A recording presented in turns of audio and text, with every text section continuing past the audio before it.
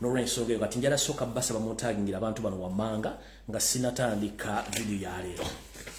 Njala muntagingire omukyala gwe bayita Janet Kembabazi gwe muyita Janet Museveni sime Minister of Education ajja ku video eno.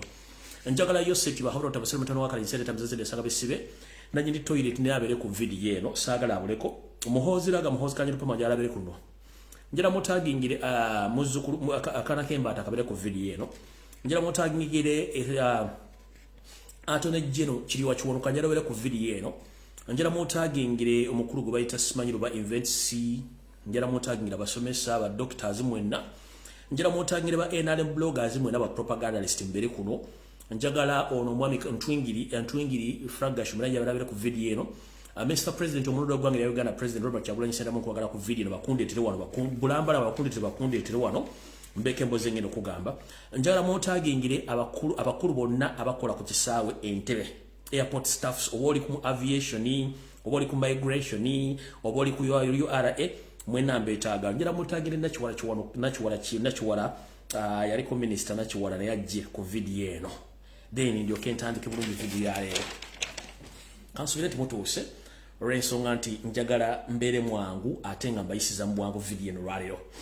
Alright, njira tandika nakaloozo ka lero tuluke tugende baso bweva kaloozo ka lero n'ekigula rugi then yawo nakayimba kingedo bakubirawo tuleke tandike video eno bulungi nnyo. Akaloozo kaleo kagenda katya njala mukasale mukokka mukateke ku buli mutimbagano gonna we guli akantu kano kakulu nnyo njagala buli muntu osale mu kaloozo kano mukateke ku mutimbagano wonna kabone ensi yonna bwe mwategeere tutandise tuti mu kaloozo kaleo katandise kati waliyo kirowoozezaako ng'otudde mu famiro ne weetegereza bulungi nti emirembe gy'oba najjo ne wankubadde nti obwavu buba bukwekubya empi naye nga gy'emirembe gy'osinga okuba najjo. Waliwo fumitirizaako mu kaloozo ka leero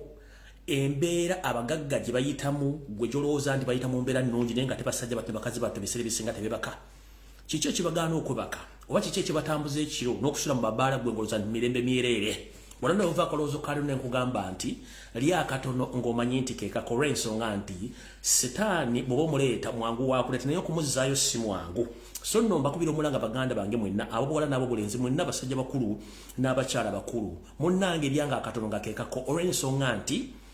kyonna gwe kyolowooza nti oyagala kifuna obunene bwakyo naye ng'okifunye mu makubo makyamu kitegeeza nti kiriiko mukisa kigenda kukubonyaabonya kibonyebonye ggwe abaana bo n'abazzukulu abooluganda bakuba n'emikwano po n'abantu b'oku kyalo kyekiriwa. Ebiseera bisinga tubeera ku byalo kuno ntulabako abantu abagagga ntubeegomba naye nga tomanyi nsula ye tomanyi endya ye tomanyi bwalowooza n'omutima gwe guyimiridde gutya. Ebiseera bisinga mujja mwetegereze nnyo abagagga basinga obungi babeera n'ebizibu byabwe lwakuba tebabagamba. Omugagga ye muntu abeera n'omutima omugumu ogulinganga olwazi naye nga gwe nti agulina olw'ensonga nti ye aba ali wiringi okutta okufuna ekyo ekinene gwe kyosasobola kufuna. Kati njala baga muganda wange mbaddeko n'abantu abo era bwakunyumiza weewuunya engeri gye bawangaalamu basula mu mabaala basula batambula naye ng'ebizibu balina biyitirivu nnyo okuyimiriza obugagga obwo. Kati gwe muganda wange ali yalowooza okugaggawala mu ngeri eno nkuwagaabuwa sigala woolina akantu kakatono keekaluwa. Ebiseera bingi nnyo abantu bangi baagala nnyo okugaggawala naye nga temumanyi nkola ki abantu gye bayitamu okugaggawala. Buli muntu mu nsi kati nakuwa omukisa gwo era olina omukisa gw'osobola okuyitiramu okugaggawala. Obugagga nno si bizimbe si ze nsimbi wabula obugagga kyekikulu ky'obulamu nti olina obulamu. Buli muntu waali mugagga mu mutima lwakuba nti abasinga obungi twagala ebisingawo nkitegeeza bulungi nnyo. Buli muntu waali olina obugagga bwe bulamu neffe abantu basinga obungi twagala nnyo ebintu ne bwejjukanyamu obungi nti omuntu yina gyova gye mulaga oyingira ensi ng'oli bukunya ensi ogivaamu nga bwe wagiyingira ekyenjawulo nti bw'oba ogivaamu bakwambaza bulungi nnyo osobole okutuuka empewo ereme kufuuwa ewa ssenkaba gy'oba ogenze naye nga bwe wazaalibwa ate era bw'ogifuluma nga tewali wadde ekikumi ky'ofulumye nakyo. N'olw'ensonga eyo mmwe abalina omululu okuddira mufuna obugagga nga muyita mu mbeera ey'okugula amajjini amayembe ge muteeka mu bizinensi n'ebyokoola okufuna obugagga njala bagaawa mulekerawo omululu kubanga eno ensi kkubo tuyitako buyisi. Waliwo ebuzizaako mu kalowoozo ka leero lwaki abantu abasinga obungi bwafa nga badde mugagga fuggetogge. Bizinensi ze n'ebibugagga ebisaanawo mu kaseera mpawe kaaga tewali mwana aba mukyala addamu kuddukanya bizinensi ezo kubanga omugagga olwo yali agenda okusaba ebyokola bino bimukolera ensimbi sente yazisabanga ye ate ebyokola tebabisikira sitaani tebamusikira sitaani alonda gwalonze n'amuwa kyayagala n'amala n'amukozesa. Mukino ngamba ntya ngamba bwenti lyanga akatono ngomanye nti kikako kubanga bwotwala sitaani n'omuteeka mu byobugagga byo kitegeeza sitaani ebyobugagga byakuleetedde ne byasanzeewo ajja kubanyuka nabyo yensonga lwaki nti abagagga bonna basinga obungi abakozesa amasitaani okufuna ssente olunaku lwafa ng'amasitaani gasenguka nga n'ebintu bye bigenda bifa ttoggebwe bityo yensonga lwaki mwana ku kyalo omuntu yenna alina ebyokola ng'alina ensimbi abaana be bafa mu ngeri ya njawulo abaana b'oku kyalo abamuliraanye bafa mu ngeri ya njawulo abooluganda bakona b'emikwanda batandika obbanywa bw'alaba kimuyitiriddeko abantu musonzeemu engalo ng'atandika okwebuzaabuza ng'afukaana bakoma nga kitegedde nti sitaani gwe yaleeta amufukidde ekizibu butyo nno mbagamba sitaani bw'oba omuleeta mu maka ago kimanyi nti bw'abajja ne bye yasangawo abitwala mwegendereze nnyo obugagga obungi tebulina mugaso kubanga ku nsi ekyobugagga kye tulina gwe mukka gwe tussa ebisigadde byonna byakwewunda bya nsi bw'oba oyagala emirembe webaka otuloonyumirwe munnange va mu bintu by'okwebuzaabuza mbw'oyagala obugagga kubanga obugagga abasinga obungi bali kunyumiza gye babujja munnange ojja kwewuunya keera ku makyokole katonda kyabakuwadde kyekiba ekikyo kubanga okimanye nti olunaku lugenda okukyenkya nga naawe ogoberedde bajjajjabo abakusookayo ne mu mirembe kubanga olina okuba n'ebibuuzo bitono nnyo ebikubuuzibwa nga ne ansi olina ntono nnyo naye gy'okoma okuba n'ebibi ebingi ebibuuzo bijja kuba bingi nnyo nga ne ansi olina ntono olw'ensonga ne ku nsi kw'ovudde ojja kuva nga bakwekokkola nti kale tumuwonye agenze naye nga webuuza kiki ekyogeza abalya mmere tumuwonye agenze olw'ebikolobero n'ebikolwa by'okoze ku nsi nga wabaleetera ebyokola ku nsi olw'okuba nti yogala bigagga so akalowoozo kaleero buli muntu yina joli please making sure nti osidula by'onoosobola okwetika kubanga sitaani mwangu waakuleeta naye okuzza omuzibu amaliriza ku nkomerero naawe kennyini yamwegulira naawe akulidde ke kalowoozo ka leero kati nyenze ku kiggula luggi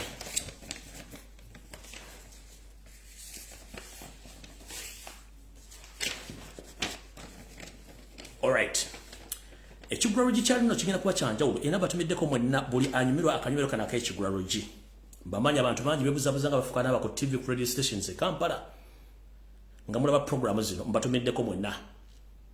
ekiri atabala kikiri anasigadde waka buli omu embeera zazimanyi ez'obuntu mweri gyayitamu okufuna ensimbi naye mu kalowoozo mu kiggula luggi kya leero ngenda babuulira ekintu kino kikulu nnyo nze nno njagala bagamba mu kiggula luggi kya leero nti ebirwa byerabirwa njagala mwotangira omukulembeze Robert Kyagulanyi Ssentamu n'omuvubuka gwe bayita Eddie Kenzo Musuuza ngenda kwawukanako n'abantu abala bonna abakoze video okuva olunaku lwajjo ku bigambo byogedde byonna olw'ensonga nti nze emyaka 3 bweddu egiyise mabega nakola programu namba ne video gyeri ku YouTube ne ku Facebook lwakuba nti page esinga obungi bazitwala nali nakola dde ebyafeeyo omuvubuka n'ebibagamba byonna kati ganagazze simawulire naye lwaki simawulire olw'ensonga sirwasoose buli kimu kibaddewo naye njala mugamba ekigambo kimu nso olwaliro olutawuno nalwewaze sagala duyingiramu olw'ensonga nti namala okusomayo seeri enkola gyakolamu emirimu nga wabawo ekintu ekinene mu nsi Uganda nga kimukuba butereevu ageza nnyo okuleeta ebintu bikyankalanya amawulire social media ye ayiseewo ekikye tubadde mu Uganda ebintu bingi ebizibaawo okufa kwa muganda ffe Jakanaddulika tukuvuddeko tugenze ku birala abaana abawambibwa tukuvuddeko tugenze ku birala abantu bali mu kuttibwa tugenze ku bintu birala bafumba ekiboozi gy'ebola tugenze ku bintu birala kati omukulembeze waffe yabadde mu Netherlands ne bakola documentary eyalaze obuvolo obuddo bw'okuwamba n'okutta bannayuganda mu Uganda Museveni n'akola kyalina okukola bwe twatera oli busa munnange omukulu Attorney General Kiriwa Kiwanuka n'agenda mu yabaddeyo mu UN Assembly ng'atutta obulimba obw'ekifuusa obw'ekiyaye ku orders eza Yosef Tibabulo tabasira mutano wakale zireta muzezedde ne kimukuba era ne kimuyirira ddala bulungi nnyo kati Museveni yagenza okulanga pressure epayirinze bulungi nnyo olw'ensonga nabaga nti Museveni bw'akozesa abeera n'abapesa ge yasasula edda mujjukire nti abaana basinga obungi abadde buteri mu Uganda ndowooza mu Uganda abantu abaagala enkyukakyuka bali 85 ku buli 100 nkiddamu mu Uganda abantu abaagala enkyukakyuka bali 85 ku buli 100 naye ekizibu ekiriwo nti balinamu akatengo omukulembeze ke tuli mu kiggula luggi balinamu akatengo omukulembeze ke byatugamba ekyokubiri balina obwavu obutalina nga ne siringi 2,000 zisobola omukyusa obwongo kati obuzibu obwo nti abantu bonna babaagala enkyukakyuka ne bamuwaayo akawogo asobola okwogera ebigambo bingi kino nkireeta ntya kubambaga nti olutalo luno nalowooza sigenda luyingira just njala balaga ekintu kino mu kiggula luggi mukitegere bulungi nnyo olw'ensonga nze information yange babuulire ngende nveeyo kuba n'ebyokukola bingi nnyo ekisookera ddala njala bategeeza bw'ati emyaka 3 nakola video ngenzo gikeberako olwaliro just to review biki bye nayogera nga video almost emitwalo nga 3 gy'abantu abakagiraba emyaka 3 bwe mpulira ebyo byonna ebyogeddwa ne ngamba wow abantu bakipinga history n'enkireka bwentu ne kati njala gamba buganda wange bwenna abakozesebwa omutuusi Yoseti Abotodde abasolo mutano wa Karekezi nseera tamuzizide ensanga bisibe njala mbere careful nnyo ensi Uganda nsi yaffe si yabagwira ba refugees bwazaliwa mu Uganda oli muna Uganda era olina okwagala ensi yo okulyankuzibwa si ye solution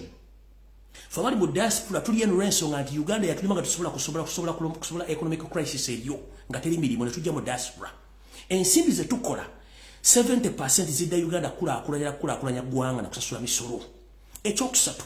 buli muntu bw'ajja mu diaspora wasobola okweyabiza n'ayogera buli kigambo ekimuli mu mutima kiba kitegeeza nti omuntu avudde mu Uganda akyusa mentality y'okusinga omuntu ali mu Uganda naye nga n'abali mu Uganda baagala nkire kyuke bangi nnyo kati abaana bano bonna bali ku social media abaweebwa omusimbi Museveni bakozesanga sleeper cells mu lulimi oluna science era ne mu lulimi olukesi tuna kye tuta sleeper cells spies nga bobero ababambega nga bo basirika babasirisa babagirayo ababaagala babeere oba bakolera emirimu gyabwe kati abapesa ge bajjeeyo njala soka bagamba mu kikulu gikyalero ensonga ziri 3 zengendo kwanala zingesooka omukulu ono muganda waffe ekisooka bamukozesezza nga sleeper cell bamujewojja okuleetawo diversion ekisooka ddamu kukozesa nga diversion ekisooka ekyokubiri omukulu ono ye nga ye bw'okola analysis bulungi ku ye yeetaaga Windows update bwe ngamba Windows update kiba kitegeeza nti melongoto bulangata ye yeetaaga mu fixing aina lose capacity aina lose walls weziri wataga okuzibikira mu ndowooza ine entegere ng'omuntu ekyomalo kitegeera n'omanya nti ebintu emwayinza okuba bikolera ku pressure oba ku gun point naye tukuzeeyo kukuwa obuntu nti omuntu olina okeerekeramu okamwa k'omuntu sikante nti weekabidde gye weegenda okukaabira okyusaamu okusinzira ku nsi bwe yengedde omuntu ono yandibadde yeetegereza nnyo ensonga zino wammanga nti bannayuganda ekituufu bawambibwa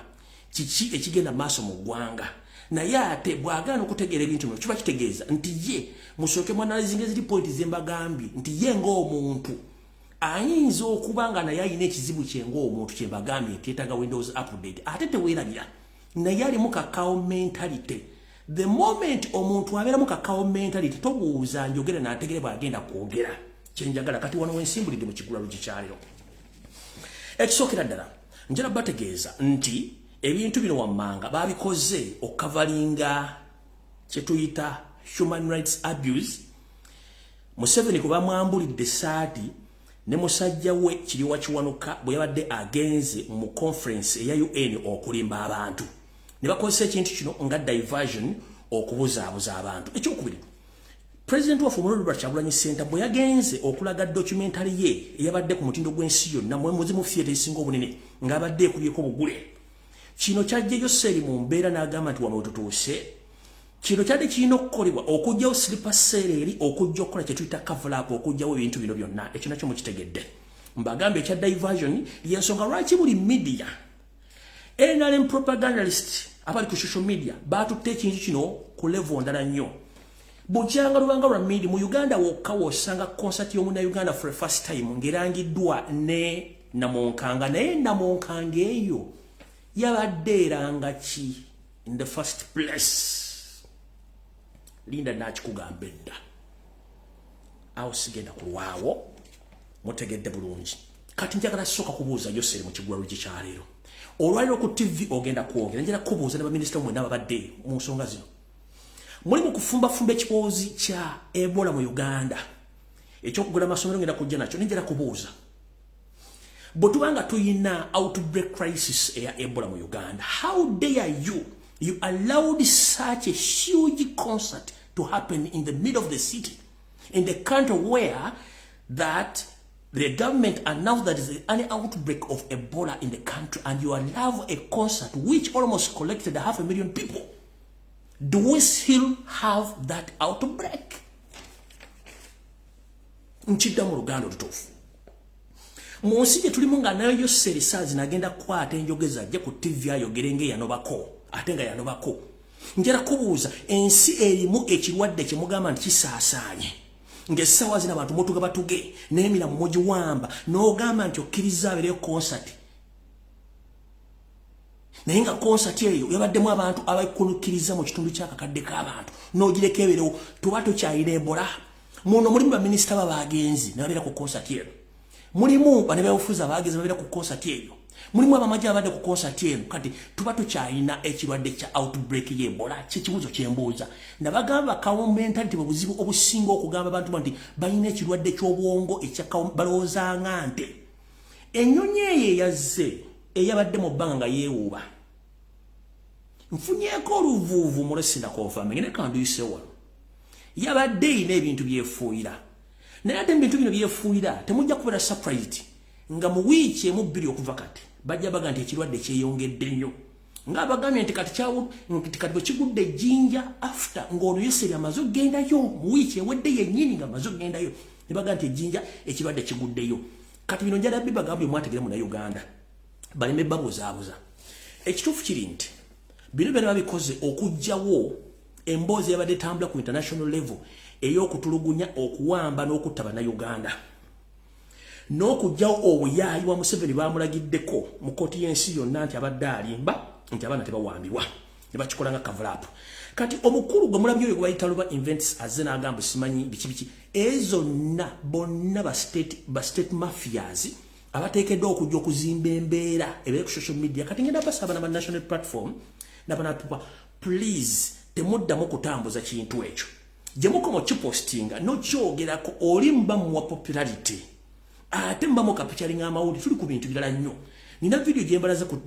spreading of social media bali mu kuwa Bannayuganda misana tuku kino ekintu n'ekirwa amawulire omuntu tumanyi ani gwakolera tukitegere bulungi nnyo tuwana waliwo diversion n'okugeza ku kapitalinga media. Kyenvamuna nti aba NRM bennyini ate bavuddeyo ne bakikuba bakizimbulukusa. Gwe njagala ondage ku social media muntu ki asinza okuzimbulukusa ekintu kino ekintu kita reverse psychology. Nowa NRM ajja kuvaga nti akuba kintu kino ekyabaddewo ng'akuba munnaabwe naye ng'ate bakipika muri mwongere kisindika mu kisaasaanyi muve ku mulamwa. Omukulembeze waffe documentary gyakoze yalabiddwa ku nsi zonna buli omu yatidde. Okwata kiri wakiwanuuka namukwatira mu buyaaye mu UN Assembly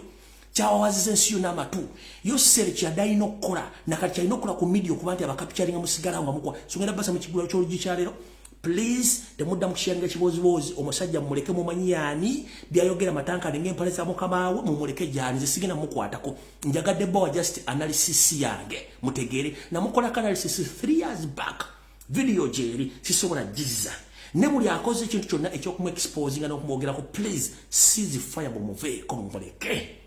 Naye nga mbasaba omuleka oba kwole batoliiko gezoddemu ofulumya video yonna ng'oyogera ku bantu b'omu diaspora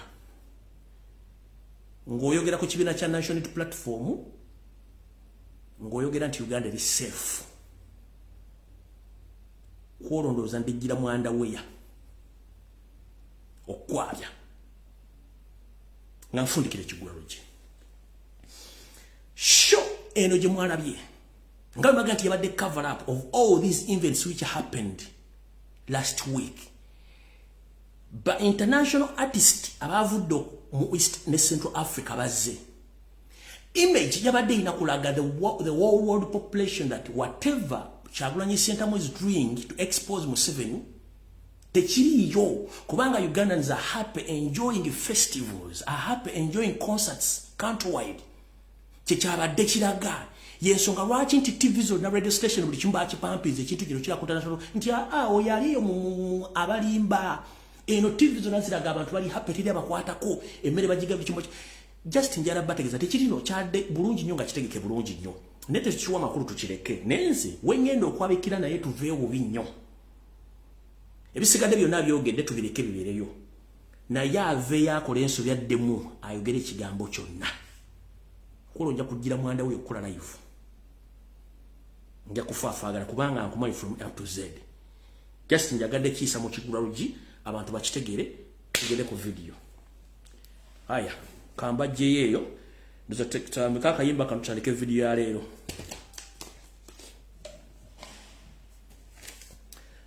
mujiro munyuira kayimba kana gutandika video ya leero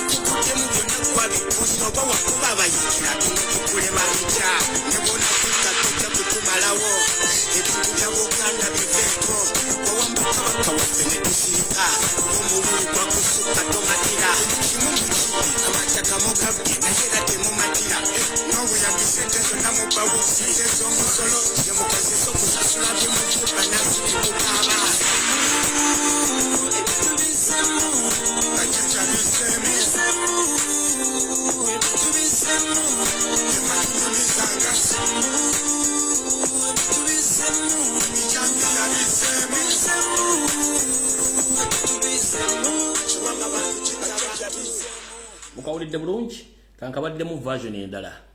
tugende mu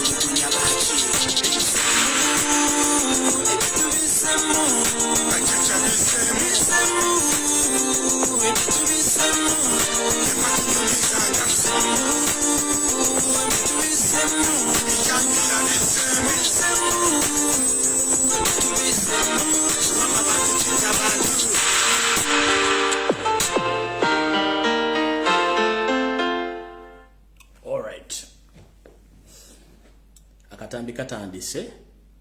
ntandise bwente bulijjo mbagamba walunye nti Uganda ewaffe okwawowe ensi eri matankane ngere empale zayo seriti bahabalo tabasira mutano wakane seriti mzazete nsanga bisibweri eggwanga liri mu ntata etabangawo mwabalina ensimbi ku bittavu bya mwebaddamu obategeza mujje ensimbi ku bittavu otherwise mwandifuwanga mukiza munda olw'ensonga nti mputu muyina nyingi mpulukutu za musota zigenda miggomeka ne bwe munaagaana okujjayo ensimbi nze temunnenyanga ogwange mmange okoze Naba posting ya wiki nyini ewende mabegana bagala nti Minister of Finance, Minister y'ebyensimbi yawandiika nga ataligawo okusaba ku eri mwenna bamanirenda basobola okuwola mu 7 obukadde 5 bwa euro nga interest ya 10% okuba nti baddukanya government n'okuddukanya budget y'omwaka oguwedde wepo n'ogujja. Kino kibategeeza wodiza omulalo mu kyama nga abategeera babuzi kati wootuukira okuba nti government ewandiika amaluwa ng'eno yabamanirenda bagiwola ensimbi mwabalina ensimbi ku government mwabalina ensimbi mu bitabu bya banka muli ku ki kitegeeza mwebuzabuza nga afuka banane nge kitufu mukimanyi wano wentandikidde bategeeza nti video entuufu etandise olw'ensonga nti tulina budde njagala bayisa mu bwangu tutandise njalo kubaza mwenna abakyakola video ku TikTok Facebook wepone emikutu emirala okuba nti musaasaanya information n'okutegeeza abantu mu Uganda okugula amaaso olw'ensonga nti bannayuganda bakujjukiza nnyo olw'ensonga ebimu bigenda mu maaso Wotogera ngechiri Kongo kitokota sikisaanikire nga amajeka na agaba vandi magakubiddwa ku the extent kati badduse bali mbibira by'evirunga eno no virunga ndoza mu national parks esingo munene mu Congo era nga tamacha na kibaza kubanga buli kimba kibakoledde baba byo kuba malamu omuntu nga otogere sawa zino nti amajega Congo gabali konfete lwa kubanti eyenteseganye je mulaba yakiyita mu Lawrence nganti no mukulu agirimu yeni agiridize no kutwala ya maje yomoka binja kaba na basajja abalete entalo mu East and Central Africa so no mwegendereze nnyo enteseganye tezigina kuva mukulu wadde enteseganye tezigina kuva mu kintu kyonna wadde ekyo mugaso mu gwanga wepo ne mu East and Central Africa akola konka maze kali wano kyadduka buddusi tugenze maso radio tulubusa ne mulengera amawuli agagamba nti amasomero gagenda kugalibwa ngena kuzomweza 25 omwezi gwa 11 mwaka 2022 ne bagamba nti olwekirwadde kya Ebola naye mbagandi concert yabaddeyo abantu abadde basukiriza mitwala 5 lwaki babalese babere mu concert yo singa Ebola yabadde nga ne minister we bali kibuzo kikuzaayo kananno sike kabadde akakodyo kaliro ddawa njira tegeeza mu nabazadde nti ensongeri bwet abasomesa mu nabali mu Uganda njara bategeeza abasomesa abasawo abasirikale mitongole binebe njawulo njaba bategeeza munnange newe munebuza ne mu kitegere nti eggwanga terina nsimbi ate liri mu ntata akakodyo kalo bakakoze bati ono mukyala je nti okuva okulagira nti amasomero gagalenga 25 bulo kuba Ebola no tewali nsimbi za kusasula basomesa olw'ensonga bakimanyi tambo egendera mpaka mu December jene komekereza abasawo abasomesa bonna bajja genda ku account zabo kulinda omusalaga ogusasula kubanga baba olekedde Christmas period nenga sente teziriyo kati coordinate katubasalira amageza masoto gagalenga 25 November bagenda tukere kulinda ensimbi zabo nga teziriyo so mbo wadde emyezi nozanga gumu oba wiki nga 3 mugenda tandika okulanga abasomesa batandise okwekyanga olw'ensonga nti kano kadde kakodyo sike Ebola wabula tebalina nsimbi za kusasula basomesa so okugala amasomero nga bukyali kakodyo kakugalira basirika basomesa bweru bali bafuna musala ate bali mekwebuzabuza nga afuka banaba nti bakoze ne bamalayo ttamu so kino kyade kiteketeke mu kitegere bulungi nnyo tugenze bulungi nnyo tugenze kumulala ensonga endala yino naye mujulize bulungi njala mugijjemu bintu bibiri obisatu mujagala mutegere bulungi nnyo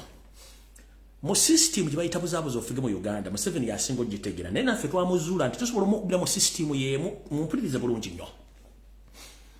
omuntu eyasoma kyetuyita golira warfare yeyo serire banne okuva mu Fronasa ne bagenda Mozambique ne bagenda okusoma byonna byasoma basoma buyekera musabino ekyamanya nti abantu basobola omuyekera nga yebwe yakola kati kyalina okukola kwe kutusookayo okukola obubinja bw'abayekera bonna okwetola eggwanga n'okukola ebikula by'abayekera bonna naye namugamba nti bw'okola ekintu ekyo kisobola okuvamu ekintu ekirala mwagenza okulaba nga basala emiti gy'amasanyalaze eyo egitwala amasanyalaze ewala kati let me tell you one thing kino mukijje kunze ojja kubuuza muganda wo yenna akola mu mmeme akubuulire teri muntu wa bulijjo nga takola mu masanyalaze nga tali mu gavumenti ng'akola mu kitongole kya gavumenti era nga tekyadde ekigendero kyakusala miti gino teri muntu asobola kusala masanyalaze gafuluma ggwanga eyo line international electric line eyo teri muntu wa bulijjo kadeide yasobola gisala nga amasanyalaze kwegali olaba oyita wansi waayo nga kwegali nga gesooza kati gwokwata otya duliyo ojjosala amasanyalaze ago mama amasanyalaze ago waya zennyini zina gravitation force neba ng'egudde ku ttaka tesobola kustabilizinga ebibuukabuuka mu bbanga kati tosobola kuŋŋamba nti omuntu atakola masanyalaze era nga tejja kitekiteke kukuteeka tekubuzaabuza bantu nti basobola okusala eyo international line ezifulumya masanyalaze okati ndibwe luwagwa nga nogisala ku mutundu ogiteeka wansi negwa Museveni gendo olimbe baana bo n'abasiru teri muntu kadeyide yasobola kuvayo n'asala layini ezo kandi okubira kola eya waggulu eno neeno zibera ezitira kubeera line mukaaga ku 5 teri muntu asobola kubeera muguwa ddalu kukwata kintu kyonna kujja kusala miti ezo gundi ezo line ezifuluma eggwanga tekisoboka it's an inside job kyamanyi obulungi nnyo abasanyazi basooka gajjako kusala ebintu byo kuba tukimanyi bulungi nnyo iso semwayi bali mu kukola ebintu bino okubuzaabuza eggwanga nti waliwo abayeekera ekyokubiri ekyokendeeza poliisi nabagamba bakikola emirundi ebiri esooka bagezaako okukendeeza ennamba oba lisiki singa abeerawo abantu abatuufu basobola okubba emmundu ekyo bakikola ekyokuli bagezaako okukendeeza ku nsimbi ze badde basaasanya ku polipositi ze bongedde mu bitundu eby'enjawulo ekirala kikino ekyebijambiya nabaga bateeka fiya mu bantu ate nga waliwo nekiba pulaani nga kibujjawo katono kati mukitegedde bulungi kati kuba kulya ssente nti amasanyaze gana gasaliddwako bijambi byonna inside job naye bino ebintu bakola bijja kuvaamu abantu b'omunda abali origin bagenda okukola ekintu kino mujja kitegera kubanga Museveni ali mu kutya mukitegedde bulungi nnyo genda obuuza omuntu yena akola masanyalaze nti eyo layini omuntu asobola okuva n'akwata layini n'agisala busazi nga takola masanyalaze nga tamanyi bwe gakola teri muntu asobola kuvayo kusala eyo layini eyo gye mulaba etambula egende bweru oggwanga tasobola taliyo inside job bino byonna ebintu Museveni abikola okubuzaabuza naye ate ababimukola bali mu system batya ebiseera bisinga yose bamuzanya emizanyo gy'atamanyi naye ng'ate naye yagizannyakokko whenever sente zibula mu saturations ng'alina bajjenno bangi ate abe yalimba obukulembeze bamuzanya emizanyo gino okuteeka security ye ku bunkenke asobole okulirizinga sente azibawe gamba nga CMI ISO ne ESO wepo ne polisi n'amagye kati bana abali mu system bwe bakola ebikolobero bino Museveni mwali promogati egindi bakoze kino egindi bakikoze kino egindi netuna information abayekera bali batebe Museveni kimwaliza either okwewola afune sente bazyo bino bitongole byokwerinda bisobola okugenda counter attacking ki ebintu binenga ate bana bamukoledde report eyo benini bibali mukola ebikolo ebyo so bana bakola ebikolo bino bako wadda government eno na je kizibu ekiriwo kiribwe ekite ngenda basaba na Uganda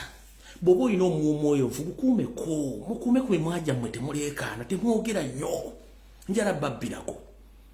abasajja basinga obungi mu system bagikowa abamaji bakowa system naye ekizibu ekiriwo ne bw'onojja n'oga muntu ina plan ABCD zigenda okwera 12 ez'okumakya nga yose yakifunye dda reason big Museveni kuno kwoli ne muhozi kwali nayo yokwerinda nga tuyingira akalulu kano Kyagulanyi ke yawangula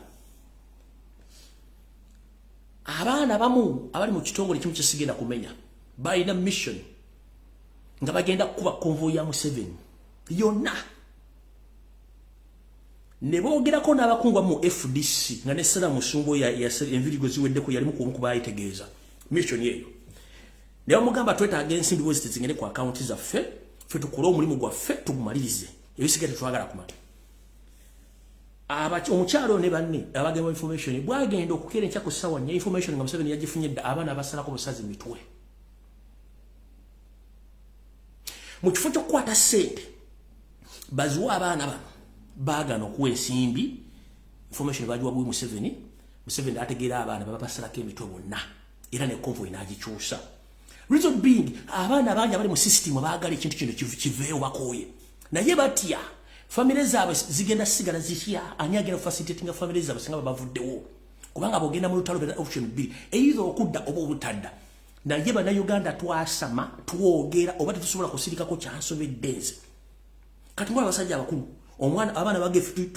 omutugera mu kubira watota gansibi zigende ku account zaffe butuba tetukomyewo kiba kiwedde futuba tukoze omulimu gwaffe abakulu bagenda kuwa information abaana babasala nakati bwe kitiwe kiri there are so many Ugandans who are willing to retaliate against Museveni but the problem too much wolokoso abaana boogera basama tebasobola kusirikira kigambo ate n'abaana abantu bali willing ku losing abulamu bwa family zaabwe kusigala nga ziri matiga olw'ensonga teri muntu agenda kulabya family zaabwe ekyo mukitegedde ate network abagijjako ki network abagireke abantu bategere information okitegera abantu bategere information bakitegeere so buloba nga bakwata mu internet kitegera nti baba koze eki baba tegede kyengendako awo sigenda kulwawo ngenze ku information endala alright kyonna ekigera mu maaso mu ggwanga nakyo kise kinegula otogerere ssaawa zino ebitongole bisinga bingi mu ggwanga yosera okuba nti akwata ku bisubi yaragidde ebitongole bisinga obungi kyetuyita parastatal bodies zitandika okutraininga abakozi bonna abali mu bitongole ebyo babe nga basobola okusupportinga government mu ngeri yonna esoboka in case wabeerawo okwekalakaasa in case wabeerawo okulonda oba ekintu kyonna nga basobola okuwagira government kino buli kitongole batandise okifoosinga okugenda okukola military training era nga twogera abakozi ba National Water and Sewerage Corporation bakama bwe babagambye atasobola kugenda kukola training biyinyike mu nsuwa tojja kusobola kubeera naffe ndowooza let me see here nzakambalage wano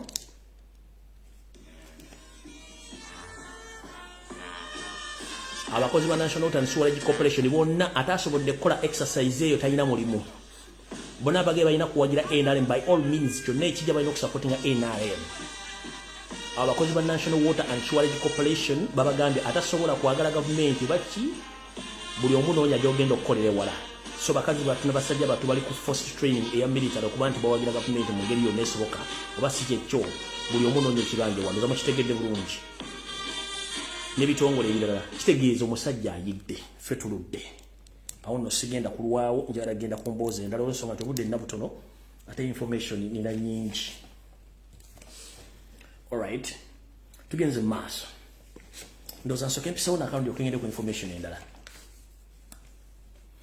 Mwenna banayiwala bategeeza bw'oba olina omulwadde ng'ali mu ddwaliro Mulago bambi nkusaba mujje omunoonyeza at least clinic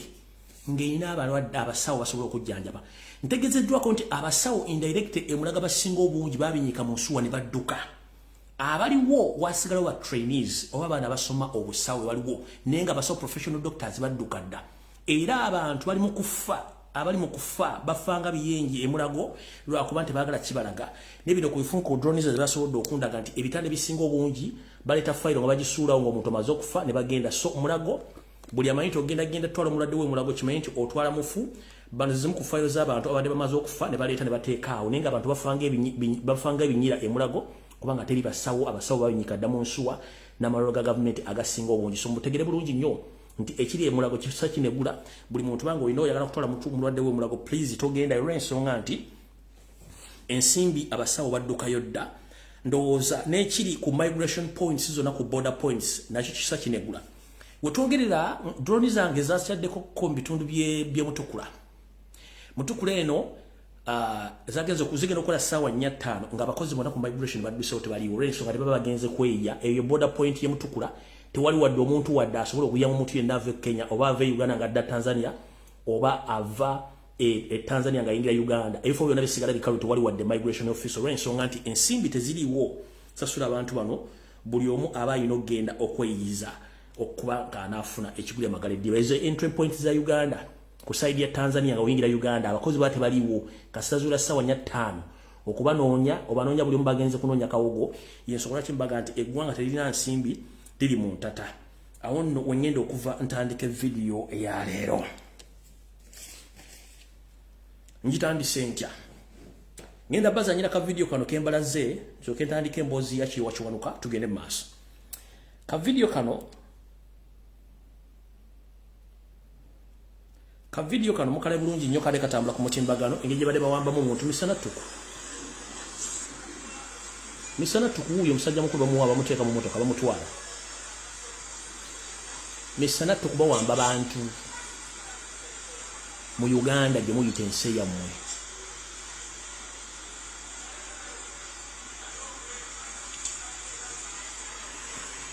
Misana tuku bawamba bantu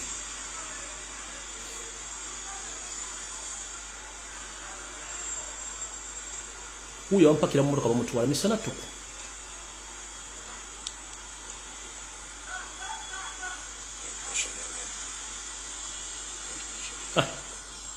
Huyo musajja tubinaddako Katonda y'amagye bamututte kale bavudde mu drone bakozesa motoka za bulijjo kuba drone batandise okugamba ate drone zitali bibombola biki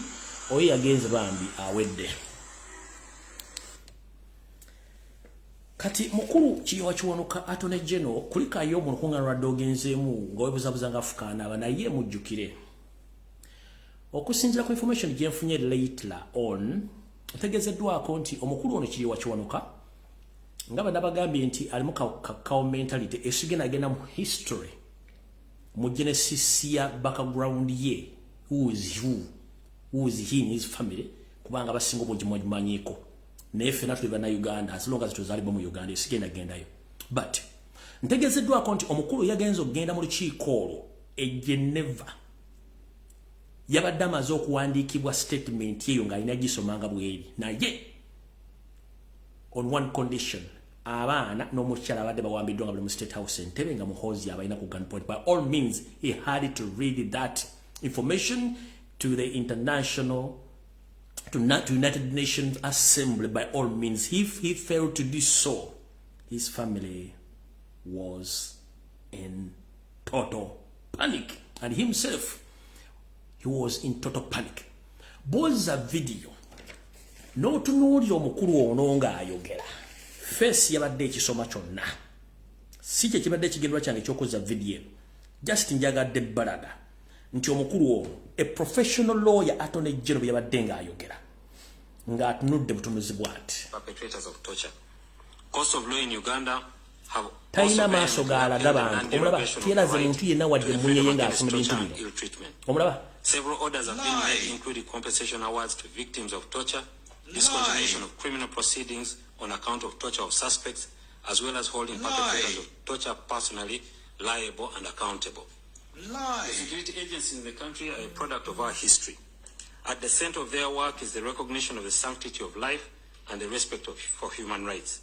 Therefore, the government continues to invest in training security personnel to ensure adherence to the Prevention and Protection of Torture Act in the course of their duty. Loza mwode bulungi.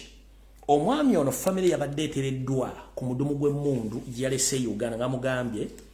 either ogenda okusoma report eno oba togisoma. Professional lawyer yenna ku level ya kiriwa kiwanuka mubeera mu kooti buli lunaku. Lawyer yenna abanga mubuulizi wa njiri omubuulizi ajja amaze okumemorizinga kyagenda okubuulira ensi ebirala yongerako byongereze okusinziira ku mbeera gy'abalebe ku church ne mu society gy'abaalimu. Kiriwa kiwonuka yadde asoma ekiwandiiko kino ng'asoma obutakola mu nsobi wadde n'emu Yoseri gye yamuwadde okusoma mu conference eno kubanga ya statements way back from 1986 ng'asoma Museveni biki byazaalimba abantu byajjawandika. So kiriwa kiwonuka bambi the one of the other yabadde family eri ku gun point yabadde alina okusoma ekintu ekyo naye nga professional yakimanyi what was doing was a mistake and he was lying, but he was in panic due to the point nti family yabadde ewambiddwa yensonga lwaki nti yabadde ali mu kintu ekyo kyakola nenga akimanye bulungi nnyo nti yabadde akola nsobi olw'ensonga nti abaana be ne family ye badde bamaze okuwambibwa bulungi nnyo ndoza mutegedde bulungi yensonga lwaki buli lwokolera ku sitaani atuuka ekiseera n'akwefuulira naye ng'olina okuperforminga ekyayagala okola ki opafominge. So yensonga lwaki omwami ono yabadde mu buzibu obwo naye nga tasobola kwogera nsonga zino nga bwe zirina okubeera entuufu. Alright, ndowooza nvuddewo kati tugenze ku nsonga endala. Mumpeemu eddakiika emu yokka 1 minute. 1 minute. 1 minute.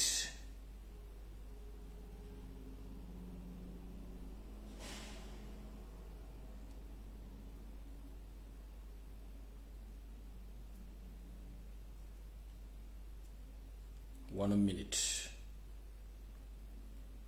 Dakiika emu yokka.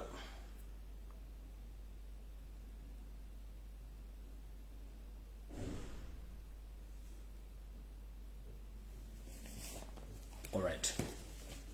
Nsaba nsonyi wano. Yoseri kuno kwoli, Muhoozi kwoli, n'abantu bokwe bali. Njagala kuyiwa omunnyo mweno lishafu egenda okubeera mu December. Njagala kuyiwa omunnyo mu lishafu egenda okubeera mu December. Nga bwe twogerera essaawa zino nti omusajja ali mu ntata tamanyi kikiddako ayagala kukyusa gavumenti nyagenda gikyusa ekisooka njala obebaza mwenda bakupye Muhoozi project mugiteeka wali ne MKS kasasiro mbaata ya nkoko mwebale kukola mulimu ogwo n'abantu abali mu diaspora batambuza enjiri mu balire ddala kati reshuffle yino ene proposed reshuffle Museveni gyagala okukola mu December ng'akyusa gavumenti erinnya ly'owulira mu lyonna agamu gali proposed okufuna ebifo naye nga tegalina confirmingibwa naye wulira bulungi nnyo olw'ensonga Museveni akimanyi nti agezezzaako okusindiikiriza omwana olwo amuteeke mu public ensi emugule wabula ensi egaanye mwana mulenzi naye yennyini yeewuunyiza olw'ensonga bakozesezza ssente z'ebitongole byonna nga bazisuubiza buli kintu kyonna naye omwana agaanye okutunda jjukira nabagamba nti gwe ne bwoddiramu n'abagooca n'omuwolako ekigodo ennyama eri esigala yamu n'abagooca kati bw'obanga Museveni kennyini wafuuka ekyo tosobola kusindikira kyokola kyo mutugule ekyokola it is impossible tekisoboka yosobola kiba mulijekitiza kati kyalina okukola olw'ensonga talina gwa trustinga then bakyusizaamu agamba atya mu December wonna waanajjira okukyusa agenda kukola reshuffle mu gavumenti naye nga kyagenda okukola ayagala kyusa bukulembeze buno abuzze mu ngeri gyayagala mujjukire Museveni asoma nnyo ebintu by'omugenzi Mugabe bye yakola era nga wetwogera Museveni emandwa za kitawe Kalekezi zamulinyeeko era ne yeekyusiza mu kiti ng'embabazi n'agamba nti ku reshuffle gy'agenda okola eno proposed reshuffle okusinziira ku Doniza. This is a proposed reshuffle which meant to take place in December. Ye kennyini agenda sigala ng'omukulembeze naye asuubira okuleeta kabiite we Maama Njovu Enterprises Janet Taha Museveni oba Janet Kembabazi nga vice president we nga omugenzi we Zimbabwe yakola okuleeta Grace Mugabe n'abeera n'alyoka acunya abantu. Kati ono agamba nti bw'aleeta Maama Njovu Enterprises n'afuuka vice president kiba kitegeeza nti ne bw'abanga agambye nti avuddewo Maama Njovu Enterprises yafuuka president, ekintu kyabasigaza kikutte bulungi nnyo nga bakole ekirala. Kati mutegedde bulungi onagenda sigala nga president Maama Njovu Enterprises yagenda okufuuka vice president mu reshuffle ejja. It's a proposed reshuffle.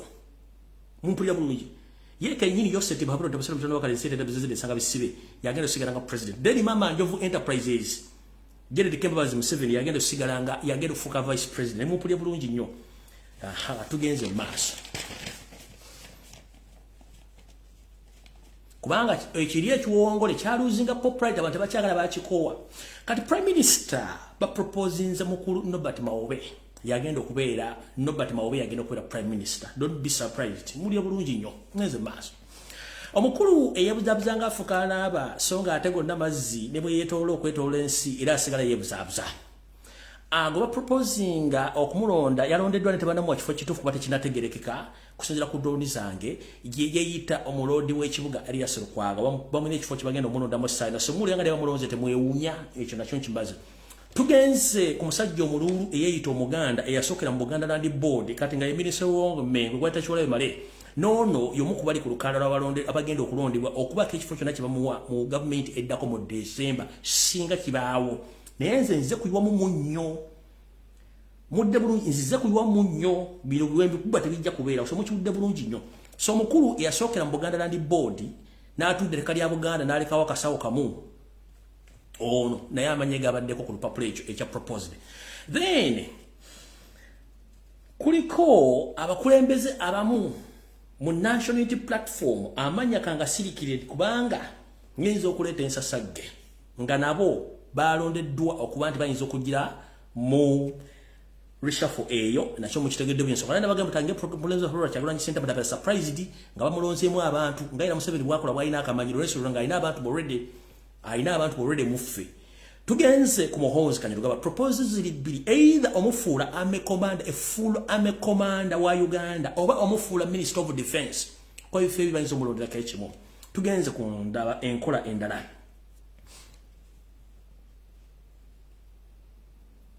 Olw'ensonga nti information efuluma nnyo Yoseri Babiro tabasira mutano wa Karekezi list eno gyenfulumizza n'abalala besigenda kwogera ssaawa zino bakimanyi bulungi nnyo nti sente ziddukanya gavumenti ziriiwo. Kati omwami ono agezaako nnyo okulonda abantu already bamanyi tebali so demandful tebagenda mukolera bintu bino olw'ensonga tebagenda mukolera bintu bimubuzaabuza na kwongera ku kyayisa gavumenti ye. So n'abalala nja kuba bategeeza mpolampola kubanga ddoni yange yanzibiddeko bubbiko ku kiki ekigenda okubeera mu reshuffle. So ebira bijja kujja mpolampola awo nawo ovuddewo. Tugenze ku kirala. Project promoting Bavandme ekyagenda mu maaso naye njala bagamba ekigambo kimu nti bomula ku TV nga kuliko omusajja yali ayogera Oluganda n'atandika okwogera olusesere n'ayogera Olujapani amaaso ne gamutwakaala n'atandika n'okulabira ebyo byeyogera ng'atandika mu kwogera ebyo by'okulumba mumuveeko mumuleke. Naye alina ekizibu kawo mentality ali mu merongoto bolangata. Kati ono yegatiddwako n'omusege gunne waago gwe bayita Fred Mbire ku lw'omukaaga oluwedde mu State House Entebbe. Abavubuka bano ababiri balabibwako jjukira be batandise ekiboozibozi ky'abavandimwe. Kati njala bazzaako mwate temutegedde lwaki omukulu ono yabadde azze ku boodi y'abavandimwe. Kambazanyireka video kantuleke tugende mu maaso mu information. Temwategedde lwaki yabadde azze. Nkyakalina mukweri. Nakajemu nende nakabazanyiddeko mwakale bulungi nnyo. Nakajemu omukulu ono ku lw'omukaaga basinkana Yoseti Bahabulota Abasemi Batono wa College mu State House Entebbe ne bakkiriziganya okugenda mu maaso okupromotinga emboozi y'abavandimu muno muli Frank Gashumba mu ayina ennyinde mulimu omulagwa Fene ayogera ebige bitakwatagana muli Fred Mbiire Mukasa nenga yeeyita Mukasambidde bana bagenda tambula ku TV wale airplay okupromotinga ekiga kibayita abavandume era nga sente zigenda baweebwa yensonga lwaki nono yavudde recent dana kwogera ebige bitategereka bagenda kubeera ku TV ne radio station nga promoting ekintu kino mwe mulina promoting ekintu kya M23. What a coincidence. Kati mu kino ekya M23 mulimu n'omusajja sina pastor ono gwe bayita Budingo first pastor Budingo Bunyongo oyo mukuba amekomanda ba M23 ebuzabuza nga Afukana aba era kyovolaba bonna batambula betole bagenda wani wabwe kubanga yani ye amekomanda wa M23 mukubo era oli bwe yavuddeyo yazze wono munne mujja kulanga nona azze wa promoting ekintu kyamba tagenza bulungi nti oli na Fred Mukasambire eyita Mukasambidde naye omu ku bantu abazze already kukola ku kintu ekyo promoting abavandume tugenze maaso kati wano no wali okulya n'okukomba essowaani mumpulize bulungi nnyo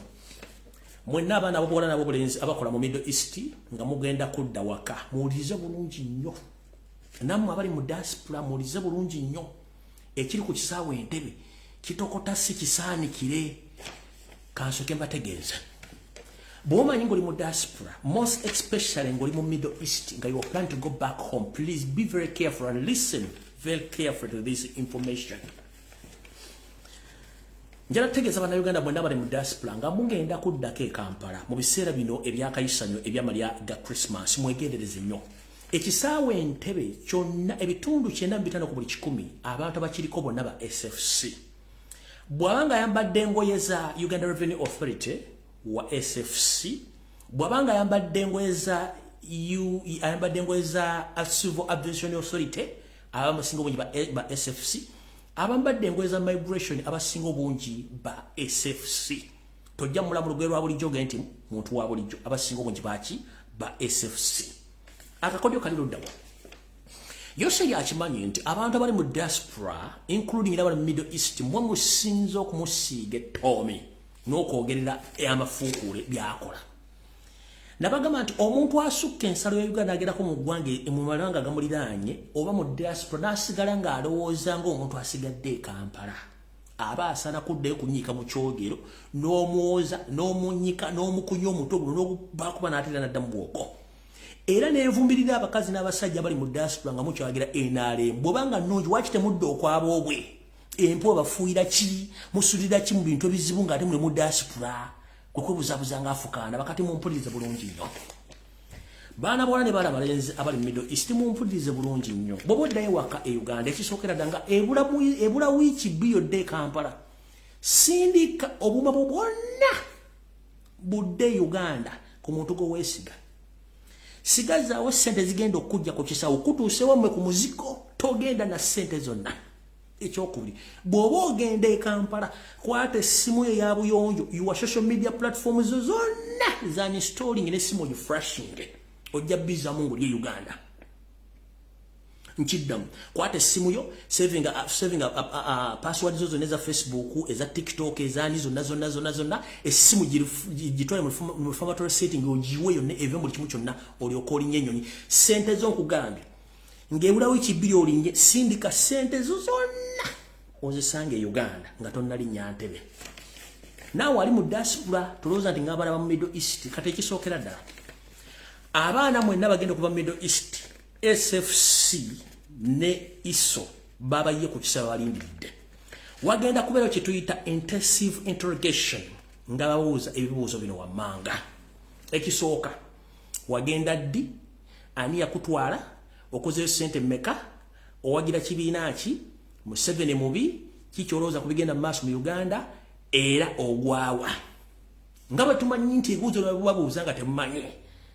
osobola okwekuba endobo mu kwekuba endobo n'okifuuwa ng'okizza munda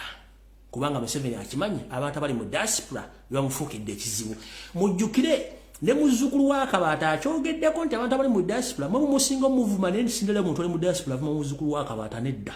kati mukitegere eyo koodi okusinziira ku kino kye mbagamba eno koodi Okitegedde kati gwe yenna agenda okudda e Kampala sente zo sokozi kubanga abagenda okubakwata bennyini ensi bagenda zibajjako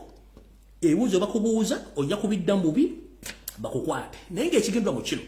Museveni ayina ensi nabagamba bazanya ebibufuzi abeera n'ensimbi naye zikulaakulanya eggwanga tazirina mu kino abaana abalina obutima obunafu bayinza obbatandika obbasendasenda obbawa obusimbi mutandike okuba nti mwogerera gavumenti bulungi nnyo kubanga Museveni akimanyi nti abaana bagenda okudda bonna bwe banaatandika okutaakaka omuzadde gwe yaleka ewaka jjajja gwe yaleka ewaka mikwano gye yaleka ewaka teri agenda kuddamu kwagala Museveni kati yagala kigemera ku kisaawe n'ebitongole bye by'okwerinda nga muzze ewaka oba omuwagira oba tomuwagira you are going to face it love at the airport Mbagambe 95% of all airport staffs, those are SFC and SMY agents who are deployed there to interrogate whoever come from Middle East and the other countries in diaspora. So mbere careful nga mukitegera bulungi nnyo. Mbategeezeza buli kye mulina okutegeera naye nga bwe bakubuuza ekibuuzo nti wagira kibiina kibagenze ndisira kibiina kyempagira nagenda kukola ndi mukowu njagala kuddaka. Leeta essimu yo essimu mbabulidde ekyokukola. Muziyuwe muddeka ng'essimu eri terina kyerimu temanyi kye bagenda kujjako ekibiina kyowagira sina kibiina kyempagira Museveni omwagala mugambe nze njagala family ebyobufuzi sibikwatako si Museveni simanyi oba yaani as simple as that ekiri mutima kiri mutima gwo mukisigaze kubanga omutima tegukukebera bw'onookolesebwa kubuuza ebibuuzo ebyange mbyogera byo mutegedde bulungi nnyo so Museveni gumuzanyirako ali mu kutya so no awo nvuddewo ngenze ku nsonga endala yesterday okay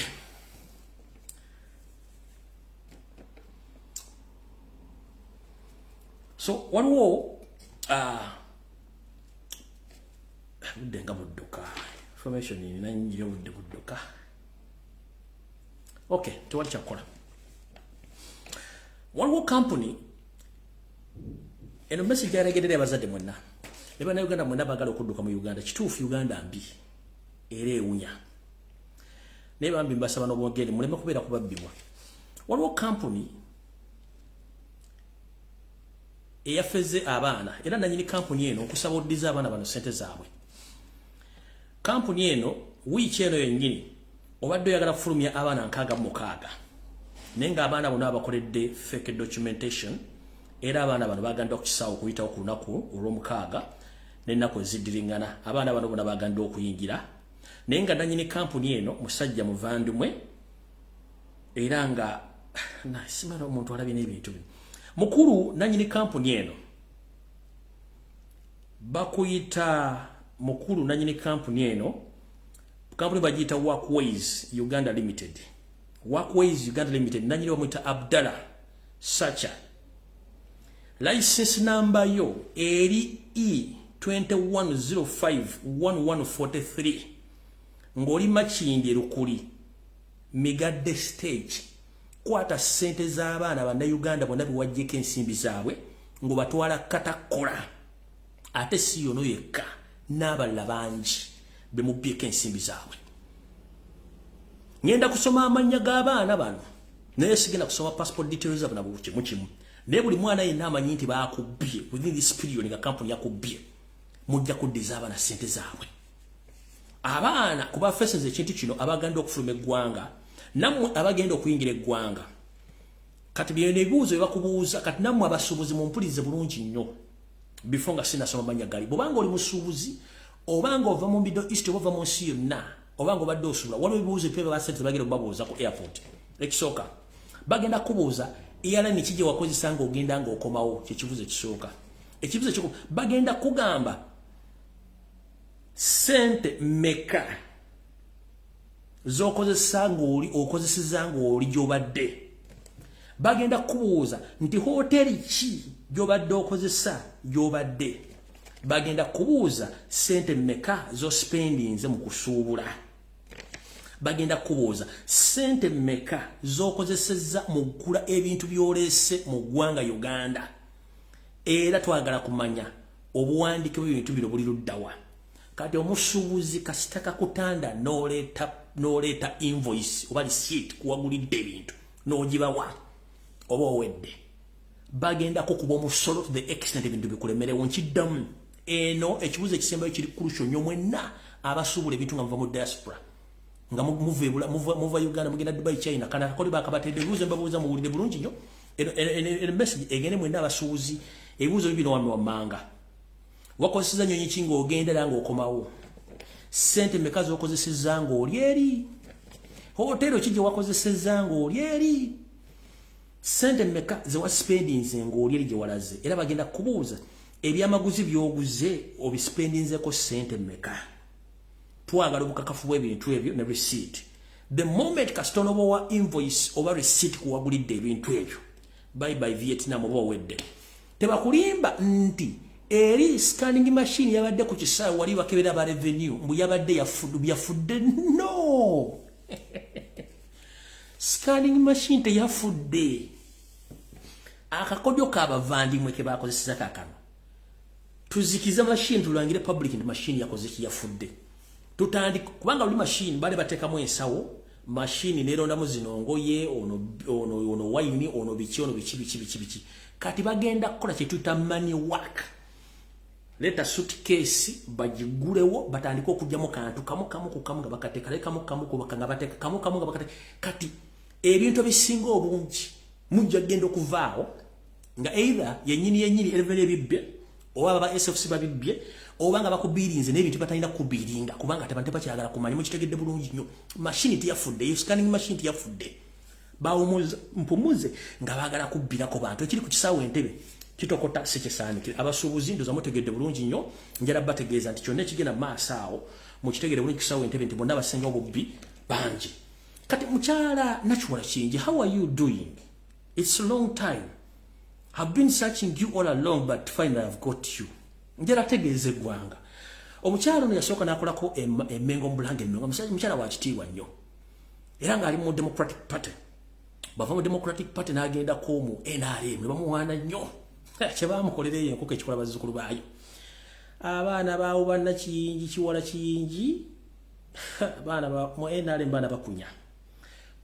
Nakiwala Kingi the extent n'ekiyenje kyamukunya bamala omukunya ne tumukuba n'ayiika Windows munnanga omanyi nti ebidiba bidanyini byo nga bakasuka bazza wa Kingi nga naye adde Masaka nga naye afuna boyfriend nga bumukalakata Museveni nga omanyi nti ekidiba kiddawa nyini kyo ng'akasuka lubadde tulibuusa droni zange zimunoonya yeebuzaabuza ng'afuka anaaba lisente mulabako ku anniversary simanyi mbaga ya myaka mmeka biki nesasira mukulu kiyirenga oba kino kikyaliko omusajja wattu abaana bakunya Nakiwala Kingi ne mu basajja mu ba NRM muso ofumbo basajja n'abakazi mukalakasa abaana b'abandi mubasize empitambi abaana bakunya Nakiwala Kingi mu NRM mama yawone ku mazzi munange nga mmenda basajja ba NRM bebuzabuza nga bafuka banaba omukyalo nga ayagala okudda emmengo adde mu tourism gye bamugoba mukuba nemirwa mga hantu tujja kusobola bakuli bubi ali uddawa buli muntu yenna atambula ng'ogenda fuluma Uganda omukyalo ono yafuna office ku airport awo Entebbe kati yali mu ka business ka yellow book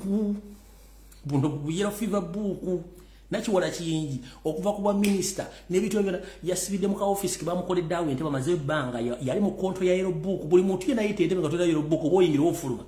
Nakiwala Kingi yenna nyini business eyo kati bwoba nga tolina yellow book $5 zibakujjako okugemawo Nakiwala Kingi nanyini business eyo kankudumiddeko Nakiwala Kingi yebako okubanga ali minister kati atofu National Labour Movement girabe yali minister kali ku kisaawe yekukumibwa mu ka office ya controlling yellow books zonna mu Uganda abayina nabatalina yaziberaka abaana bakunya Nakiwala Kingi kyebamulekera kyali kitume alright kati ndowooza njala basomera abaana bano mukulu ono gwe bayita Abdallah Sacha nannyini kampuni gye bayita Workways Uganda Limited ng'osangibwa Machinge Lukuli migadde stage with immediate effect olina abaana nkaga mukaga wadotwala kata no babbako ensimbi zaabwe nga abaana bonna Joshua zawakodde enfu with immediate effect return the money for these boys kubanga tebafunye kye balina kukola wababbye amanya gano wammanga lyokengere ku information endala kuliko Musindi James Ngabirano Living Oundo Arvin Tamale Samuel Kalinge Joshua Sechitoleko Simon Bamulekesi Wilson Seremba Steven Maseruka Dennis Seguya Lukuman Gira Swaib Bukenya Ryan Kamoga Mountain Seguya Kasiriv Misach kuliko Twesije Andrew Nganda Ashraf Mosisi Ashraf Kaiwa Tone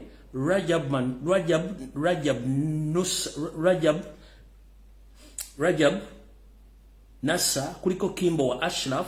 Semba Jo Steven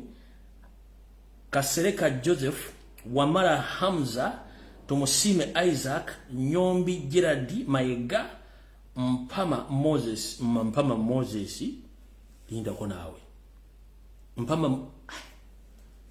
oh my goodness Mpama Moses what is your name? I'm called Mpama Moses yes namba nanja gogera jiguna jakeyo nayenga mukuru please with immediate effect is the sente z'abaana bano kubanga abaana abantu tebafunye kye balina kufuna sente zizeeyo bulungi nnyo ndowooza tunyumire bulungi ensi ng'abantu bakutadde ku buzibu mukulu nannyini kampuni bagiyita Waxways Uganda Limited amanya gogwe Abdul Sacha license number yo eri E2105143 ngosangibwa migadde lukuli ngosangibwa Makinde lukuli migadde stage zayo sente z'abaana kati bana Twitter mbwangu yankubanga obudde bugenze njagala mbazanyire all right kansoke mulindeko Yoseri kuno kuoli mwawuliddeko Yoseri nga yerogozanga alinyeddwako emmandwa era nga baproposinga nti abayindi bafuukibwe tribe mu Uganda naye ng'ekintu kino mukimanya bagamba nti India ng'eggwanga ddene nnyo naye lirina abantu bangi nnyo kati bano abayindi abali mu Uganda amini abasinga obungi abagobali bagende Bungereza kati abali Bungereza bebakola nga ba agent ba bloka ba Museveni kati bana Uganda bali mu batta teri muyindi yavudde okwogera ku kigambo ekyo wadde okuwamba naye ye olwokuba nti ali ku pressure sente zonna ayagala zijja mbayindi mwandiwulira essaayo nga aze n'agamba nti proposing okuwa bayindi bano okuba nti gwe ggwanga limu ku bayindi ensonga lwaki tulina ekizi mu Uganda tulina abasajja n'abakazi abaganda abayika Windows abali e Bungereza naye nga begase n'abayindi abasigala e Bungereza abali mu kupromotinga Museveni n'ebikolwa bye era nga tebogerwako n'omukulu gwayita John Sentamu eyaliko Archbishop wa York mu kavideo kengenda okuzanya mugenda mula bulungi nnyo nga ayimba oluyimba lw'eggwanga mu maaso ga Charles naye nga abantu bonna bayindi kati bano basindikiza ekintu ky'eggwanga ly'abayindi okufuuka limu ku ggwanga mu Uganda muliwulira bulungi nnyo mukawulire bulungi nnyo Sentamu mugenda mulaba n'abayindi bano nga Charles bayimba oluyimba lwa ggwanga naye nga balinga basindika message wa Charles nti bayindi banna Uganda era nga n'omuganda wa Pastor Kayanja eyita Sentamu naye waali omu ku bantu abatadde nga bali mu kukola ebintu ebyo wulire bulungi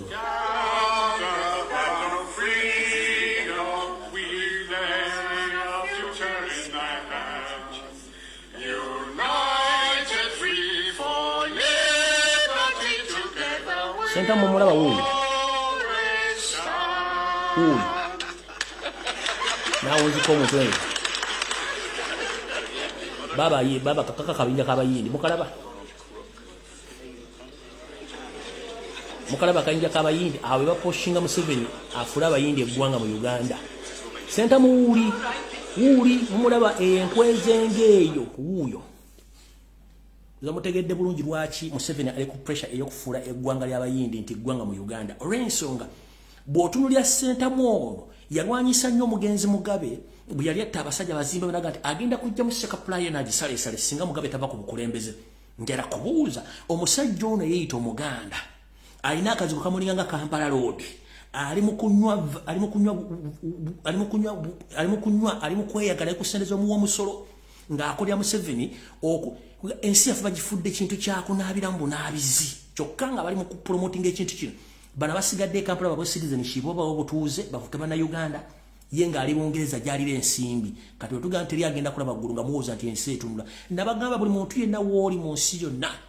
Katonda gyali togobereranga omuntu yenna omulya mmere kera nga kumakya osabe essalazo bwobanga ogenda okuba kasale sabe essalazo niyo omuntu ayitibwa omulya mmere bambi tomusibangako kintu kikubanga ajja kulira bwera ensimbi zo era abantu abasinga obunjabulizi b'enjiri tebalira baggulu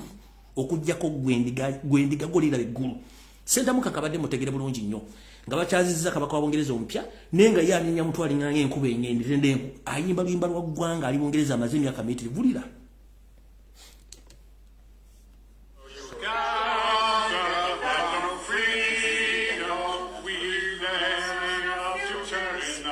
Olira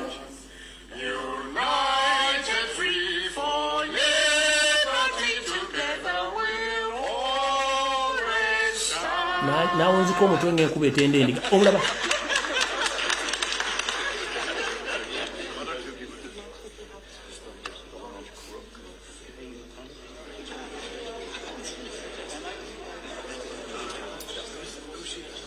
omulaba wuuli eri ensakakula wuuli eri omulaba muza mutegedde bulungi naye nga nkiddamu nga ngenda njagala kuzannya njagala baletera omusawo mu ddakiika ndoza nga 3 muwulize akatambi kano ak'omusawo njagala bategeeza buli munnayuganda wonna wooli mwegendereze nnyo era teweesiganga magulu meeru mubi kirumira mpiyi bbiri njagala muwulize omusawo wange olwo ebigabo bye bagamba okusera ku binabongerako oluli buli muntu yenna nga oli mu Uganda wuliriza akatambi kano kaddakiika zigenda kubeera ndoza nga 5 then tugale programu eno mukawulize bulungi nnyo n'amajjuvu ga Mukama Katonda oyo atuwangazizza n'atuyisa mu bizibu byonna bye tuyiseemu tumusaba atwongere otuwa obulamu ate era tumusaba atusonyiwe ebyo bye tukola nga tumanyi n'ebyo bye tukola nga tetumanyi tumusaba Mukama Katonda ayambe baganda baffe abalina obuzibu obwa buli kika ate era ne tumusaba awonye baganda baffe abalina obulwadde obwa buli kika baganda bange mwenna abali eyo mbalamusizza n'ekiramuso nti assalamu alaikum warahmatullahi wabarakatuh emirembe n'okusaasira bibeere gye muli mwenna omulimu ogwampeereddwa si mutono omulimu omunene mpozi omulimu ogwampeereddwa kwe kunnyonnyolako ku baganda baffe kiki kye bayinza okukola singa babadde balowoozezza nti balidde obutwa oba babawadde obutwa omulimu ogwo nno si mutono mulimu omunene era nga nze bulijjo nvaayo ne mbawa ekikolo n'eddagala ebya ssente entono ennyo naye nga biri very effective mujjukireeko baganda baffe twafunako ku covid emabegaawo abantu bangi mwali temumanyi kyakukola singa omuntu aba alumbiddwe obulwadde bwa covid-19 but nebaza Allah jalla jalaaluhu twasobola okunnyonnyola abantu what was covid-19 and what they could do to avoid it mbeebaza bannayuganda you followed what I told you to do enamba y'abantu alhamdulillah yakira ddala era tetwaddamu kuwulira bantu bakaaba nnyo kubanga mwagoberera ebyo bye twakola ki bye twabasomesa nebaza Katonda olw'amagezi ge yatuwa okusobola nti ate twayambako ku baganda baffe abali Uganda. Unlike COVID-19 ebintu by'obutwa bino bizibuzibu ku lw'okubanga tebiri straightforward nga bolaba obulwadde bwa COVID-19 it is straightforward nti yali senyiga omukambwe atamanyikiddwa naye singa oba omukutte ku beginning ng'obanga yakakukwata treatment ebeera very simple ekitali ku bintu bino nga bakuwadde obutwa so nga tetunaba kugenda eyo wala nnyo mu kusomamuko nti obutwa buno bukola butya mu mubiri gw'omuntu nze kyendowooza ku lwange enganzi abantu bano bakuba eddagala mu mubiri gwo to disorganize your body organs tulina organism mu mubiri gwaffe abantu bano ze bazanyisa oba singa baba bakuwadde obutwa omuntu yenna aba abukuwadde kyaba tagitinga. Ekisookera ddala nga tetunaba kugenda butya bwe tujanjabamu katusooke tulabe body organs abantu bano ze bazanya nazo. Tugenda kusomako katono nnyo briefly ku major organs ezisobola okushuttinga down omubiri gw'omuntu within a minute oba mpola mpola nga bo bwe baba bakitayiminze. Kati tulina omusaayi. Blood is an organ. Omusaayi guno, it's an organ in a liquid form. Kubanga omusaayi guno gulina 55% what we call plasma. Plasma is the liquid form of blood. Mu plasma muno bino bigenda kuwanvuwamuko katono naye muwere bagumiikiriza. Mu plasma muno mulimu clotting factor, mulimu electrolytes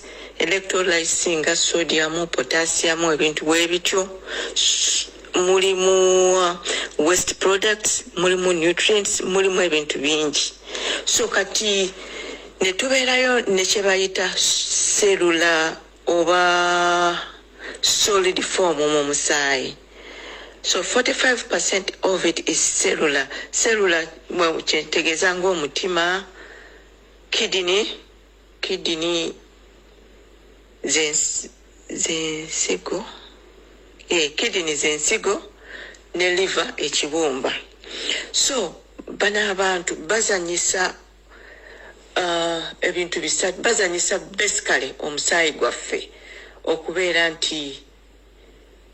obutwa bukola according to omusaayi gwaffe, bazanyira mu musaayi gwaffe. Kyova olaba nti bakugamba nti omuntu yafudde heart attack gwe bawadde obutwa, oba ne bakugamba nti omuntu yafudde stroke, oba ne bakugamba nti omuntu yafudde blood clot. Kubanga whatever medication they give you oba ekyo kyoyita obutwa kizanyira mu musaayi gwo accordingly oba okusinzira ku kye batajetinze. Kati katuyiteko katono mu bufunze ebintu bino bikola bitya. Kati nga bwakugambye nti omusaayi gulina liquid form ate ne gulina ne solid form. Kati bayinza okuwa obutwa obugenda mu musaayi gwo omutima ne gwesiba omulundi gumu kye bayita heart attack oba cardiac arrest. Abo baba bazanyidde mu musaayi gwo kuba balina ebintu bye bakuba omusaayi gwo ne gwekwata n'ofuna blood clots. Okitegeera? Kati awo omutima gusobola okusirika omulundi gumu kubanga guba omusaayi gwekutte at that one point. Biba bizibu nnyo bino ebintu okunyonyola mu Luganda, naye gwe kyoba okwata nti bazanyira mu musaayi gwaffe. Eddagala lye batuwa lizanya n'omusaayi gwaffe okubeera nti batukolako. Kati bwe baba baagala katuyiteko katono ku functions z'ebintu bino. Kati nga batulabye nti bayinza okuzanyiza ku kidneys. What is the major role of the kidneys? Kati kidneys zino zifilteringa ebikyafu ebiva mu musaayi.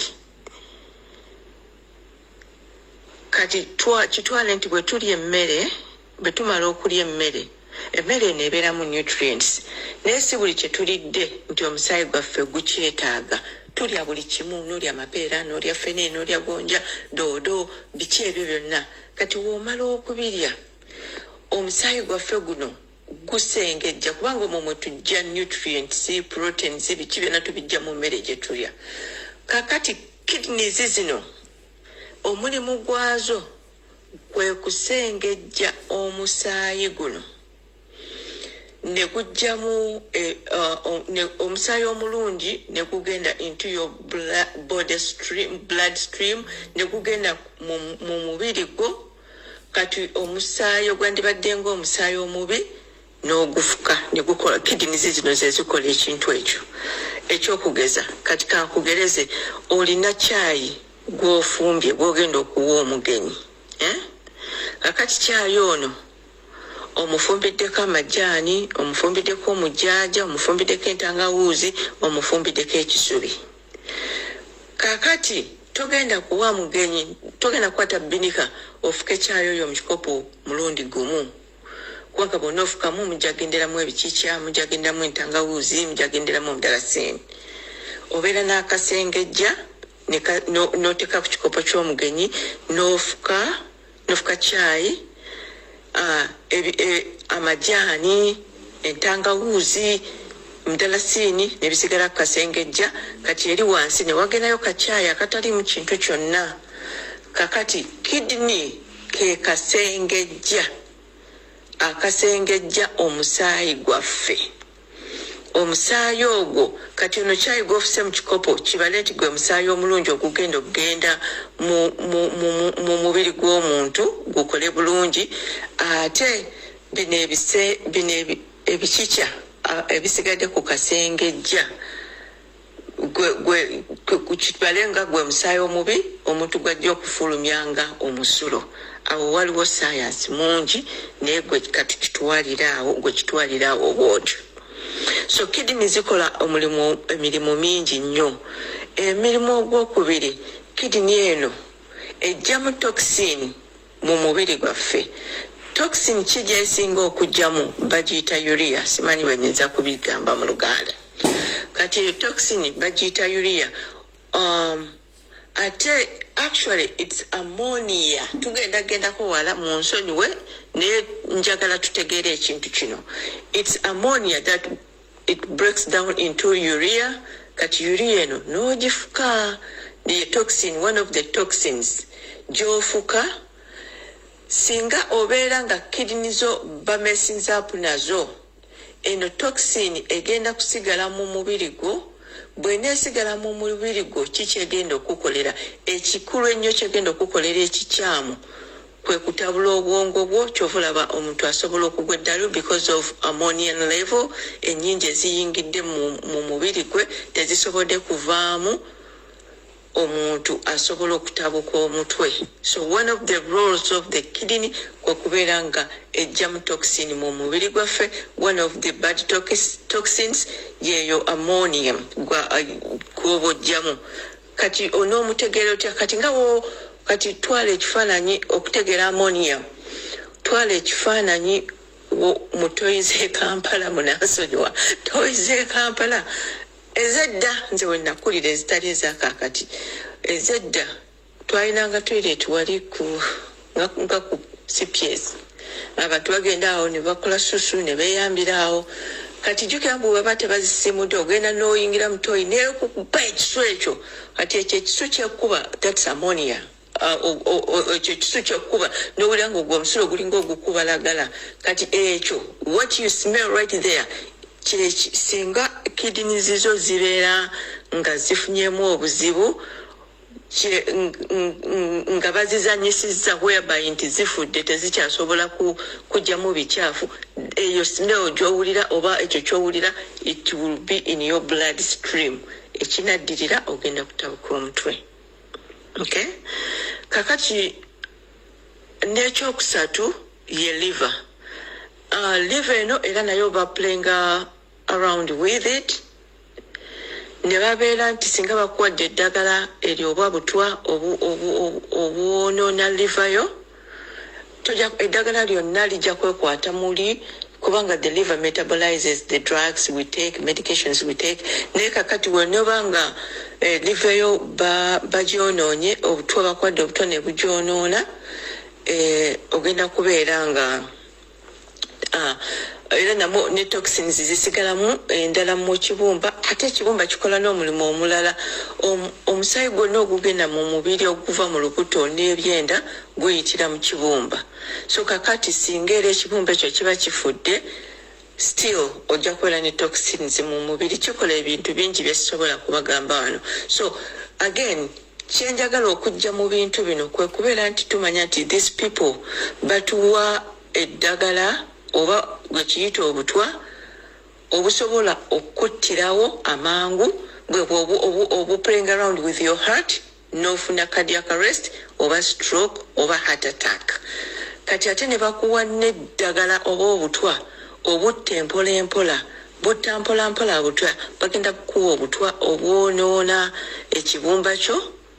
oba obwonoona ensigo zo. Kati singa ensigo ziba zifudde ebikyafu byonna bijja kupiling up mu mubiri bipilinge ofune complications nyingi ogenda ofa mpola until woofiira ddala. Ekyo kinjagadde okujjamu nti bajja ku playing around with your body organs to either kill you slowly oba kill you abruptly. Kiki kye tuyinza okukola okubeera nga Allah atusaasira ku bintu bino? Buntu bubiri bwokka bwebuti, nze mumanyi nzija n'abuntu butono nnyo bugula 5,000 eza shillings naye nga Allah akuyisizaako nobeera ng'owona. Ebikwatagana n'omutima oba omusaayi okwekwata, akantu katono nnyo bakayita baby aspirin. Ka baby aspirin ako kayambako omusaayi guno okubeera nga tegwekwata n'okubeera nga Luganda kijja kuyambako omusaayi guno okubeera nga tegwekwata. Kati singa omusaayi guno gujja kuba nga tegwekutte tojja kufuna bagamba omusaayi guno okwekwata kiva ku nsonga nnyingi nnyo. Kati tusobola okufuna omuntu wafuna cardiac arrest omusaayi guno gwekwata akakapatiko akwekutte kasobola okumigratinga into the lungs ne katuula mu mubiri gwo n'ofuna pulmonary embolism oba n'ofuna ekintu kyonna ekiyingira muli mu mutima gwo n'okutukirawo right away. But singa oba olina ka baby aspirin kano kasobola okudissolvinga clot eyo nobeera nga tofuna bizibu bino. So my advice to you, woowuliriramu katini bwoti nti omutima gwo gutandise okukyankalana, tolinda. Naddala abaami mulinda nnyo okwegumyagumya okwo, tolinda. Nandibadde nga mbasaba abantu mwenna Uganda buli omu agule ebintu bibiri. Agule baby aspirin, agule activated charcoal tablets oba capsules. Bintu ebyo bibiri Allah mwagenda okuyisiza.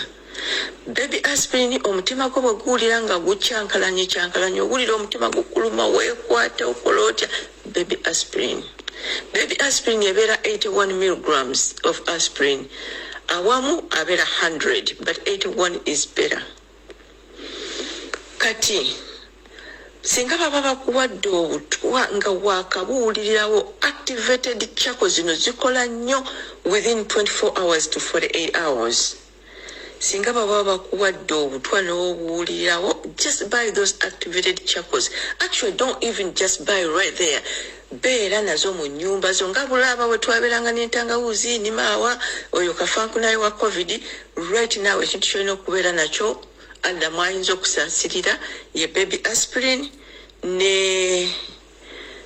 activated charcoal tablets oba capsules. Kakati capsules ezo singa woowulirira nti olubuto lutandise okukuluma ebitali bya bulijjo, woomirira empeke 2. Then the following day nomirayo emu n'oludako emu. Tomira nyingi, don't go over 2 tablets. Omira emu, osooka nomira 2, then 1 kumacha, emu olweggulo, ate noddamu nomira 1 like nga after 5 days. Eddagala lino ly'amaanyi nnyo, lirina side effects nyingi. Lwaki omira activated charcoal tablets? They act as binders. Kati singa oba omize poison oba ekintu kyonna tebigenda genda mu kibumba kwonoona kibumba kyo tugambye bwe baba bakuwadde obutwa buno bwonoona kibumba bwonoona kidneys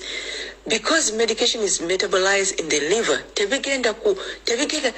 na kwonoona kibumba kyo bigenda kukola butya activated charcoal tablets zino zigenda ku actinga nga binders obutwa bugenda kwekwata kuli like nga woolaba magnet kitwale nti olina magnet olina n'obugirita kati awali magnet notekawo ejirita oba meto oba anything empiso byonna bigenda kwekwata kuli so zino activated charcoal tablets zigenda kusikamu obutwa buli mu mubiri but they will act nga bakabukuwa kirungi nnyo nga bakabukuwa like within 24 to 48 hours kati togenda kutegeera kubanga abantu abanakuwa obutwa togenda bamanya so what you have to do beera nga mu nsawo yo bw'onaabeeramu ne ssente beera ne baby aspirin ne activated charcoal tablets bw'olya emmere ate temwerwazawaza just gw'omanye omubiri gwo your body can communicate to you woowulirira nti this is unusual